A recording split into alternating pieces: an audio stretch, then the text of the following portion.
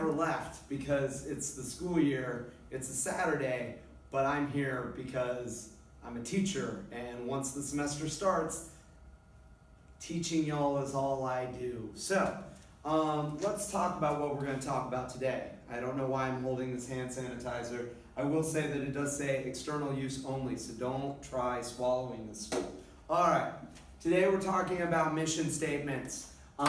And mission statements, it's all about choosing the right words, which seems like the perfect thing for us to talk about here at the beginning of a composition semester, right? You're going to be producing your own essays. You're going to need to think about, what words you choose in those essays.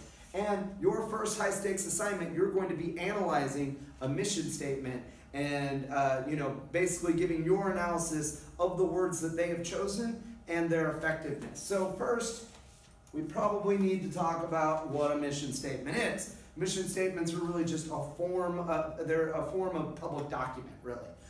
In other words, they are written for the public. Things like handbooks, manifestos, laws, contracts, things like that. Those all fall under the category of public document, right? Mission statements, though, are interesting because they're almost always written by a committee. And they're usually not much longer than about a paragraph in length. And because they're so short, it means that every single word counts. Now think about this. There is a committee, a group of people sitting around, I assume it's a round table, right? And they're sitting around and they're arguing over one word versus another, trying to find the most effective way to say what it is they want to say. So, the basic purpose of a mission statement is to describe a company or organization, to describe their beliefs, their goals, in such a way as to give their target audience an idea of how they would like to be perceived. Now, keep in mind, it's not like that they are these things. This is how they want to be perceived, right? There's a difference, right? They may not be achieving the things that they're claiming they see themselves as, but it's about how they want to be seen by the public, right? That's an important thing to keep in mind when you're analyzing a mission statement. Now, remember, we just talked about purpose, so we're probably going to talk about what? Audience next, right? So, the target audience can include, but is not limited to, the general public, people in general, right? Potential and current employees, investors, donors, potential and current members, those sorts of things, right? And that's the thing about a mission statement. Sometimes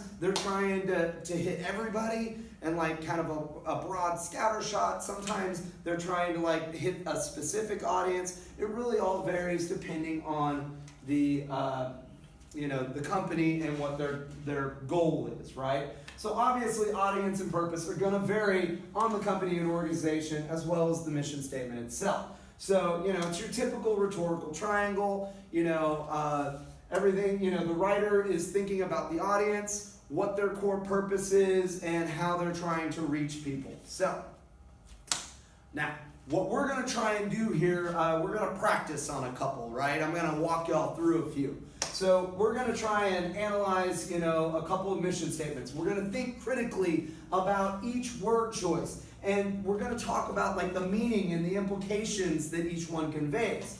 What is the statement trying to say? What is it really saying? Because what they're trying to say and what it's actually saying sometimes can be different, right? What's the tone or attitude convey? Why do we think the author made the decisions they did? Things like that, And it really comes down to, do you think this mission statement is effective? Why or why not, right? So just a little hint. On the first two we're going to look at, they're similar companies, right? And we're going to kind of compare what they've done. So one thing to keep in mind, just already, be thinking about what the difference between the word innovation, what it means, and the phrase, we see the world a little bit differently. Think about what is different and what they have in common, right? That's going to come into play here in just a second. So, I always like to start with the Nike mission statement. I love the Nike mission statement because it's a pretty solid mission statement. It's short, it's to the point, and they have a little bit of fun with it, right? So here's their mission statement. Bring inspiration and innovation to every athlete, note that asterisk, in the world. asterisk, if you have a body, you are an athlete. Now, let's go back and think about each word here, or at least the main ones, right? What's the first word they start with? Bring, right? What does that tell you? What is it they're going to do? Whatever it is that follows, they are bringing it to the audience, right? We don't have to go out and get it. They're going to bring it to us, right? That's pretty positive language. And then what is it they're bringing? First thing they're bringing is inspiration. What does that word mean to you? To be inspired, right? To be motivated, right? Things like that. Now, what is it Nike sells generally? They're a shoe company, right? And sports apparel, right? So if you think about like, if you've ever tried to start like a workout routine or, something like that, the hardest part is always just getting started, right? You need to be inspired or motivated. You need to be motivated. So, they're going to bring that to their audience, right? They're going to bring that inspiration, that motivation. The next big thing they're going to do is innovation. Now, that's that word I told you about on the previous slide. Think about what that word means, because it means a lot of different things, right? It means to be creative, right? To innovate means to be creative, to think outside the box, to, quote, see the world a little differently, right? But it also means like technology and pushing the envelope and kind of, pushing things to the future and making things better, right? All packed into this one word. And that's not to mention the fact that the words inspiration and innovation sound really cool together, right? So they're going to bring these things to us. They're going to bring the inspiration and the innovation. And who is it they're bringing it to? They're bringing it to every athlete. Now, think about this. Athletes, right? How do we see athletes in this country, right? Or even around the world? They are like, we look up to them. We treat them like gods, Little kids have, posters of LeBron and Serena on their bedroom walls, They go to sleep, wishing and hoping and praying that they can someday be that awesome, That's how we see athletes. We put them up on a pedestal, not only in this country, but around the world. But see, here's the thing. They're saying every athlete, not just in this country, but around the world, right? In the world. But they've got this asterisk here. And that asterisk is connected to this last little part, right? If you have a body, you are an athlete. So first they tell us that they're the ones that are bringing the inspiration and the innovation to these people that we treat like gods. But then they tell us, you know what? Because you're not a floating head, because you have a body, you too could be great. You too could be an athlete, right? And who's going to help you get there? Who's going to bring you the things you need? Nike is. Boom. That is a really good mission statement, right? Now, let's look at one of their competitors, Reebok. Back when I was a kid, Reebok made cross-training shoes, basketball shoes, tennis shoes, and they were really big in like jazzercise. Again, dating myself. But nonetheless, let's look at their mission statement. Challenge and lead the fitness world through creativity. At Reebok, we see the world a little differently. That's a phrase from earlier. And throughout our history have made our mark when we've had the courage to challenge convention. Reebok creates products and marketing programs that reflect the brand's unlimited creative potential. First off, do you get the feeling that Reebok is trying to convince us that they're creative? Let's count the ways, right? They're going to challenge and lead the fitness world through creativity. We see the world a little differently. What's that mean? It's just another way of saying creativity, right? Throughout our history, we've made our mark when we've had the courage to challenge convention. When you challenge convention, you're being creative, right? And then, of course, they're trying to create products and marketing, for their unlimited creative potential. That's like 5 different times that they tried to convince us that they were creative. Now, the big question is, all those times combined, are they as effective as that one word, innovation? And I would argue probably not, right? Innovation did so much more. It's talking about technology, all this stuff. And it kind of sounds cool with inspiration. So let's go back to the beginning here. Now remember, Nike began with the word bring. Look at what word Reebok is starting with. Challenge. They're going to challenge us. How do we feel about being challenged? If y'all came in for your final exam and I was like, oh man, y'all are going to be challenged, you would be freaking out, right? You'd be like, oh no, Professor Haines, please, no. No, challenge is a word that can have a negative connotation, right? Like sometimes when we hear that this is going to be challenging, our first instinct is like, what are my other options, right? And that's the word that they chose to start with. They say they're going to challenge and lead. Now they're telling us that they're not going to bring us anywhere. They're going to lead us somewhere, right? So I got to do all the work.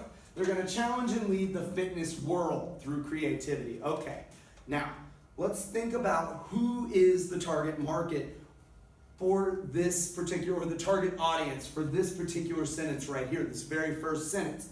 Challenge and lead the fitness world through creativity.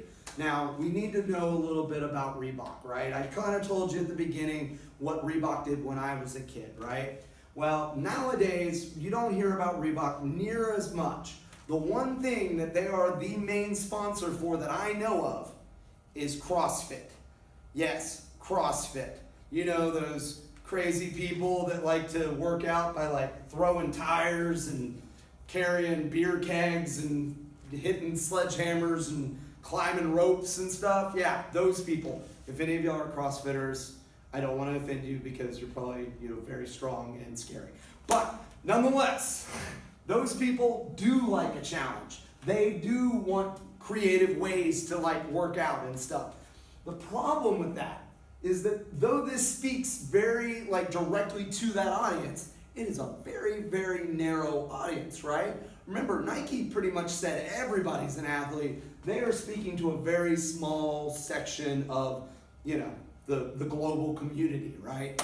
So, they speak directly to them, but it's a little too narrow. Now let's look at the rest here. At Reebok, we see the world a little differently. Like we said, that's just another way of being creative. And throughout our history, have made our mark when we've had the courage to challenge convention. Now, there's one word in here that really hurts their message. And in order to fully understand it, we need, again, to think about who the audience is. They're talking about when they've had the courage, right? This word right here, when. The problem with that word is that it implies that sometimes they do not have the courage to challenge convention, right? So who do you think they're speaking to? Are they speaking to us, the customer? Or are they speaking to their employees and trying to encourage them to, challenge convention, think outside the box, see the world a little differently, right?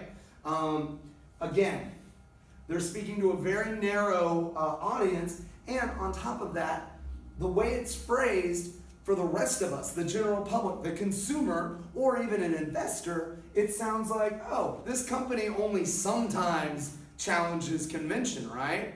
So, they didn't fully think this through, right? That is, in my opinion, that's a mistake they've made, right? And again, trying to convince us that they're creative. This final sentence here, Reebok creates products and marketing programs that reflect the brand's unlimited creative potential. So again, the third sentence, we've got a completely different target audience. Here, we're talking to like the CrossFit people, right? Fitness people. Here, they're talking to their employees, and then on this last sentence, they're speaking to probably investors, maybe potential, things that they might be able to sponsor, stuff like that. They have 3 different audiences, and the question is, are they effective in addressing any of them? And I would say when compared to Nike, not so much, right? I feel like when they were sitting around that table, they kept going, man, Nike got all the good words. I feel like, what's the next innovation? They just kept coming up with other ways to say innovation, right? So, the Reebok versus Nike, at least on the mission statement, I got to give the nod to Nike. Now, so when we talk about which one's more effective, think about why it's more effective. And when you're describing why it's more effective or why it's not effective, think in terms of audience and purpose. What is it they're trying to do, and who is it they're trying to reach? And are they doing those things effectively? Now, let's move on and look at another company. This is Toyota's. We're all familiar with Toyota, right? Toyota will lead the way to the future of mobility, enriching lives around the world with the safest and most responsible ways of moving people. Through our commitment to quality, constant innovation, and respect for the planet, we aim to exceed expectations and be rewarded with a smile. We will meet our challenging goals by engaging the talent and passion of people who believe there is always a better way. Now, I don't know if the camera can see me over here. Can you see here? Hey? Okay, so think about the things people think about when they're buying a car, right? Obviously money. Now, you're hardly ever going to hear, the price of something brought up in a mission statement due to the fact that it's really hard to do that well. If you talk about how inexpensive it is, it comes off as cheap. And if you talk about how expensive it is, again, you're kind of limiting your audience to rich people. So, forget about that. Now, other things people talk about though, safety, they think about quality, reliability, that sort of thing, maybe style, and, miles per gallon, fuel efficiency, that sort of stuff, right? So we're going to break this down in parts because it is a long one, right? So here's the first sentence. Toyota will lead the way to the future of mobility, enriching lives around the world with the safest and most responsible ways of moving people. So here's that word lead again, right? But unlike Reebok, who is it they're leading? Are they leading us? No, they're going to lead the industry, right? And they're going to lead the way to the future of mobility. Mobility is an interesting choice of words. They didn't say like the future of automobiles or anything, right? They're not limiting themselves to cars. They're limiting themselves. They're opening themselves up to the future of however it is people get from A to B, whether it be Jetson cars or motorcycles or what, right? They're just mobility in general, right?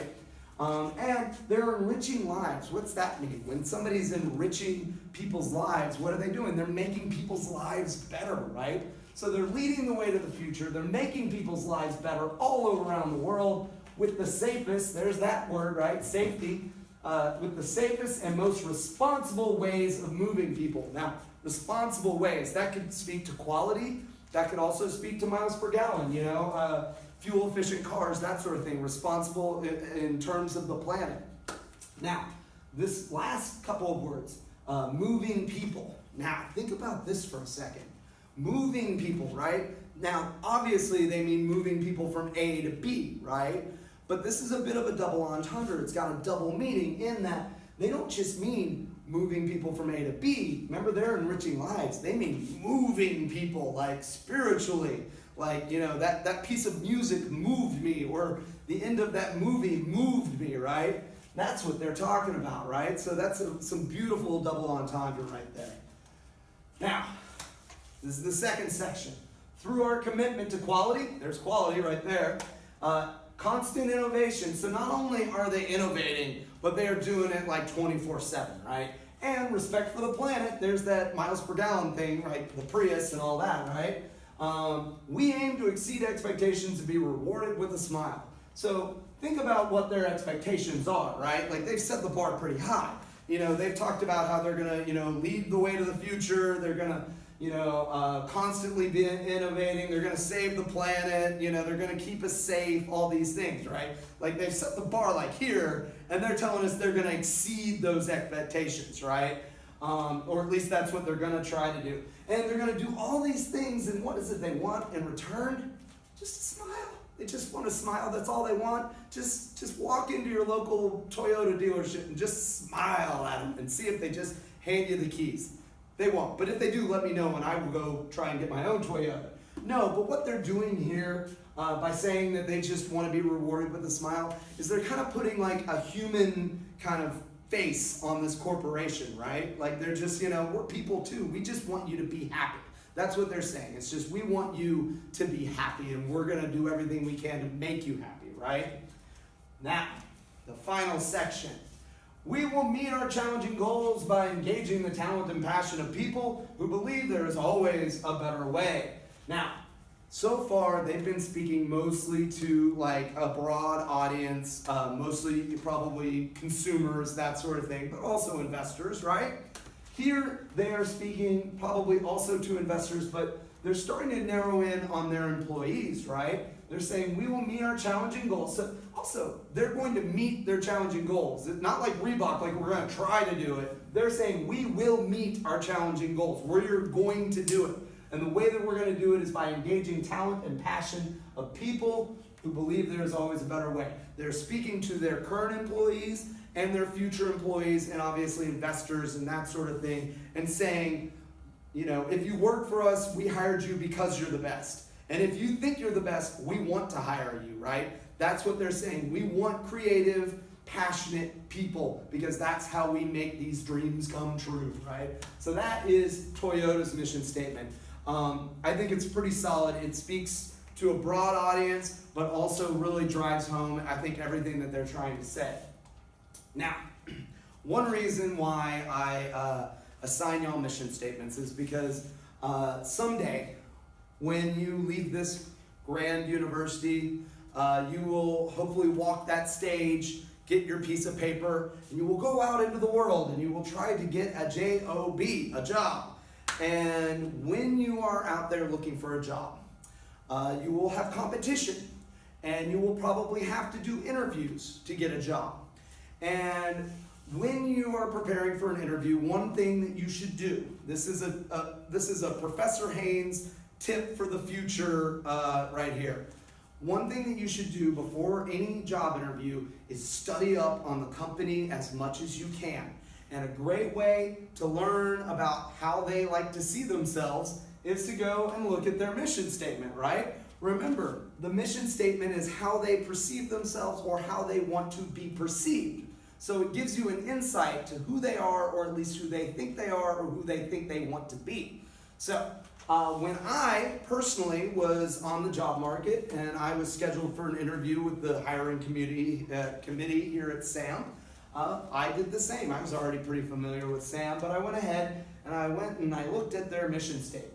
Sam Houston State University provides high-quality education, scholarship, and service to qualified students for the benefit of the region, the state, the national, and international constituencies. Whew.